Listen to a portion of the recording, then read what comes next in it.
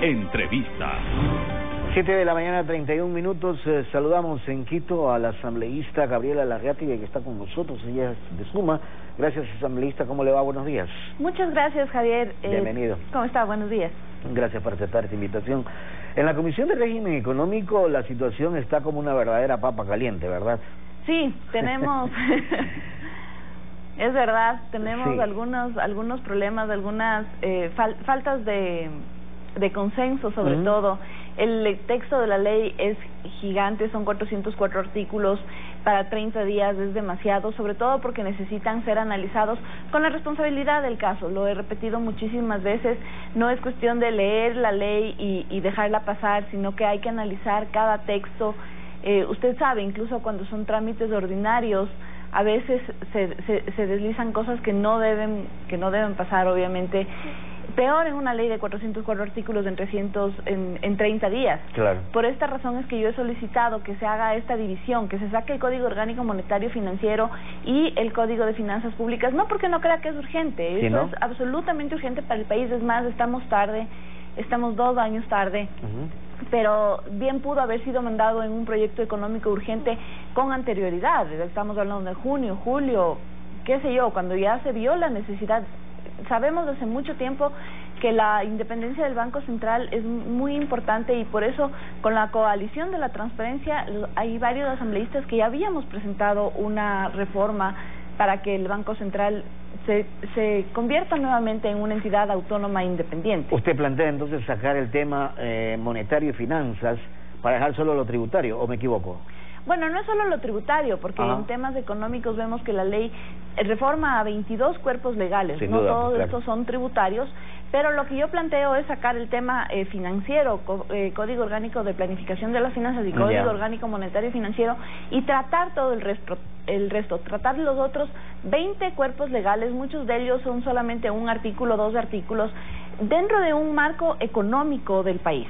Ya, y sacarlo significaría no tratarlo, significaría tratarlo muy aparte. ¿Cuál sería el consenso? Digo, por el tiempo, porque es enviada con el carácter económico urgente este proyecto.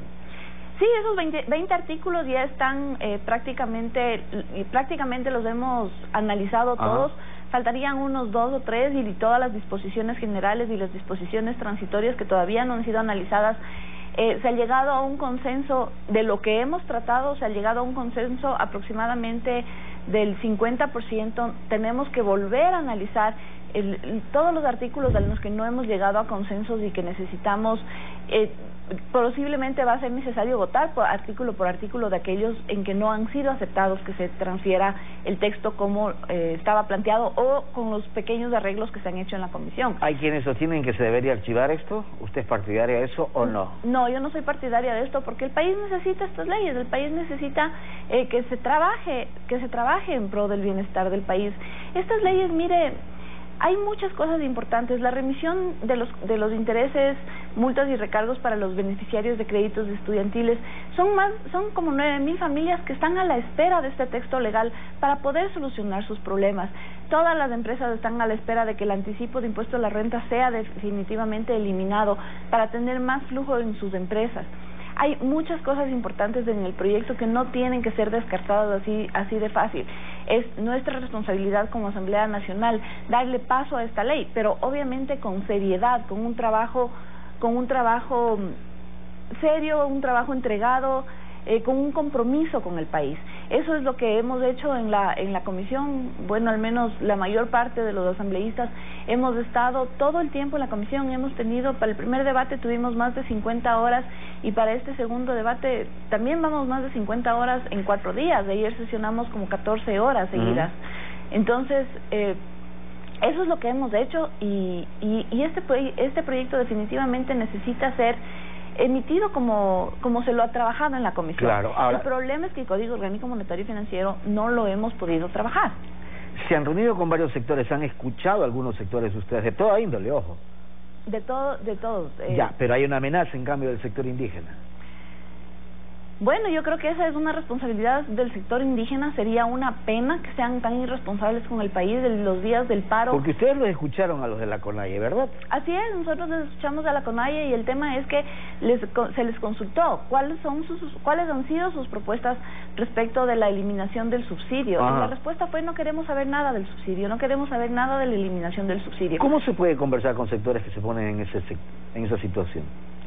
Muy difícilmente se puede conversar con ellos. Yo creo que ellos ya deberían tener una responsabilidad con el país. Se les dijo también en la comisión, y obviamente se les ha dicho en muchos espacios, la pérdida que significó para el país los días de paro, la pérdida en todo, en vidas, en bienes, en producción, en lo económico. En lo económico y también en cómo se ve el país hacia afuera, ¿no? Claro. Cuando nosotros como país hacia afuera nos vemos un país inestable, un país que no tiene seguridad jurídica, que pasan estas cosas, simplemente la inversión, ni siquiera la nuestra, ni siquiera nuestras inversiones se van a quedar aquí, sino que se van a ir a países que sean más estables. Nosotros podemos crear un montón de incentivos tributarios, podemos inventarnos todos los incentivos tributarios del mundo. Si no tenemos estabilidad económica, si no tenemos estabilidad jurídica, si no tenemos estabilidad política, los recursos no van a venir. Y de ahí es de donde tenemos que partir. Claro, hay quienes sostienen, en definitiva, que este proyecto de ley genera menos beneficios y nuevos impuestos a los ingresos. Mire, todo proyecto de impuestos genera impuestos. Sí. Porque los impuestos pero más son los impuestos son para recaudar tributos, para poder solventar las necesidades del Estado. Pero es que la pregunta surge ahí también, bueno, ¿y hasta cuándo el ecuatoriano sigue aguantando más impuestos y el Estado qué hace de su parte? Por supuesto, los impuestos tienen que ser aparte, además de cumplir su rol fundamental, que es recaudar impuestos, tienen que ser utilizados como herramientas de política económica, como herramientas de política pública. Este proyecto no solamente genera más impuestos, se sube en algo los impuestos a los consumos especiales, pero también está simplificando el régimen tributario para las pequeñas empresas, que es importantísimo. Lamentablemente la carga tributaria no se mide solamente en cuánto yo pago de impuestos, sino también en cuánto yo tengo que invertir para cumplir estos impuestos. Entonces, en este sentido, para pequeñas y para microempresas, este proyecto es muy importante. Se elimina el anticipo de impuesto a la renta, que también les va a dar mucha liquidez y es una obligación menos para las empresas. Claro. Hay muchas cosas pero también que se pueden hacer. Pero también aumentan los impuestos por reducción de beneficios tributarios a los contribuyentes. Las deducciones, las únicas deducciones que se eliminan son las de gastos personales para personas que gastan más de $100,000, y hay temas de limitación de deducción de intereses que van en concordancia con las acciones BEPS. Pero por ejemplo, las acciones que limitan, son acciones a nivel internacional que lo que pretenden es limitar la erosión de las bases imponibles. Pero por ejemplo, se reduce del 100 al 50% la deducción adicional de gastos incurridos por capacitaciones técnicas, mejora de la productividad y gastos de promoción comercial a MIPYMES. ¿Cómo entiende eso? Lo normal es que las deducciones sean de un 100%. ¿Para qué reducirlo al 50 entonces? No se le está reduciendo al 50. Lo que pasa es que la deducción de un gasto siempre es del 100% del gasto. En algún momento en la ley se puso que esta deducción sea del 200%. Lo que se está haciendo ahorita es bajarle el 150%. Pero ya hay una deducción adicional a lo que yo he gastado del 50%. Lamentablemente también tenemos que controlar el gasto tributario. El gasto tributario se entiende como todas estas deducciones que le cuestan al Estado en dejar de recaudar.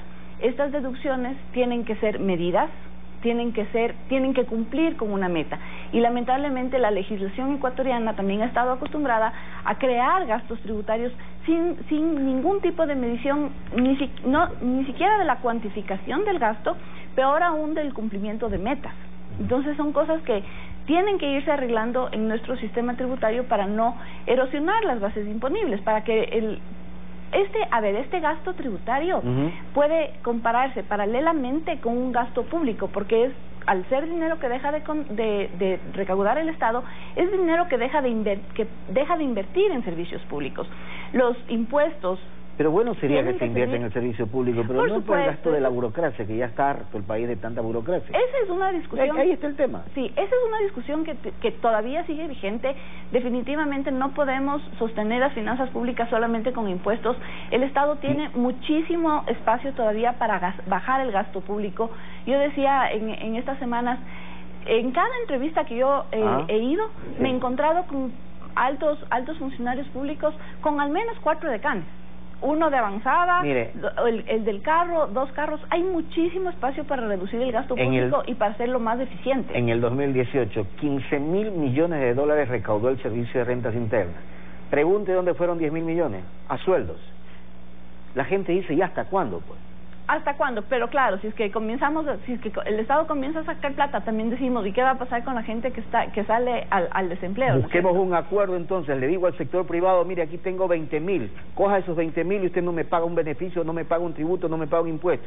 Juguemos pues entre el sector público y el sector privado. Esa es la única solución, no hay otra.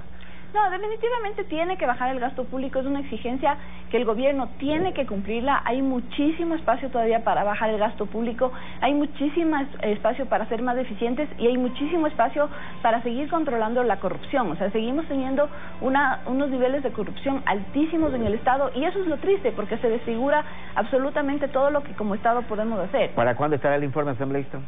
Tiene que estar para hoy día, para Listo. hoy en la tarde.